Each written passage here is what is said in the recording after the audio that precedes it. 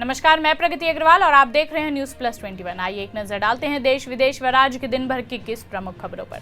जांजगीर में मड़वा power plant उपद्रव में सरकार को नोटिस। हाईकोर्ट ने कहा, एक घटना की 5 अलग अलग एफआईआर दर्ज करना संविधान का उल्लंघन, 3 सप्ताह में मांगा जवाब। खैरागढ़ उपचुनाव में जेसीसीजे ने खोले पत्ते। स्वर्गीय देवव्रत सिंह के बहनोई और अधिवक्ता नरेंद्र सोनी को बनाया उम्मीदवार। पहले भी राज परिवार का था कब्जा। भिलाई में जनता से दान लेकर एसपी सिटी को सौंपा। भाजयुमो कार्यकर्ताओं का कंट्रोल रूम के बाहर प्रदर्शन। बोले, रोको वसूली अभियान, कानून व्यवस्था पर दो ध्यान। बिलासपुर में नवजात को अस्पताल में छोड़कर भाग गई मां। रेलवे स्टेशन में प्रसव पीड़ा से तड़प रही थी। लोगों ने हॉस्पिटल में कराया भर्ती, तबीयत ठीक होते गायब हो गई। लोकसभा में सिंधिया नागरिक उड्डयन मंत्रालय के अनुदान की मांगों पर चर्चा का दिया जवाब।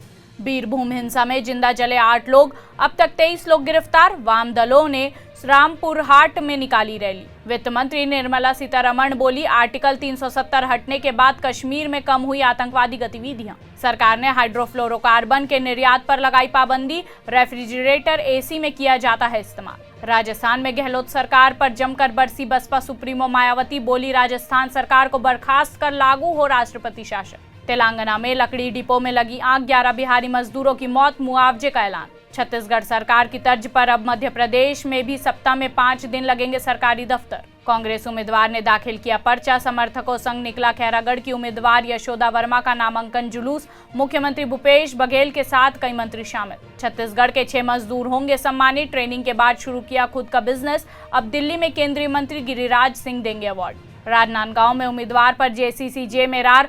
जर्नैल सिंह ने चुनाव प्रभारी पद छोड़ा। कहा, नरेंद्र सोनी को प्रत्याशी बनाए जाने से हताश, अन्य अच्छे लोग उपलब्ध। सूख रहे खेत, फसल हो रही चौपट। बिलासपुर के खूंटा घाट डैम से पानी नहीं छोड़ने से फसलों को भारी नुकसान। अफसर बोले, पहले ही मना किया था।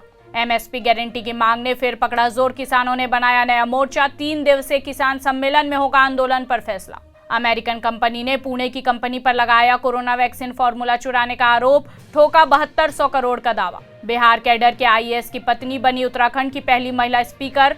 रूस ने मारियुपोल में राहत कर्मियों को बनाया बंदी। शहर में बिना दावा पानी के फंसे 1 लाख लोग। धोखाधड़ी मामले में सीएम गहलोत के बेटे को बड़ी राहत। शिकायतकर्ता बोला, गलतफहमी से आया वैभव गहलोत का नाम। राज्यसभा में केंद्रीय गृह राज्य मंत्री नित्यानंद राय ने दिए कई सवालों के जवाब। असम, मेघालय और जनगणना के मुद्दे पर रखी अपनी बात। ऐसे ही तमाम जानकारी के लिए हमारे चैनल को लाइक और सब्सक्राइब करना ना भूलें और नोटिफिकेशन के लिए बेल आइकन जरूर दबाएं।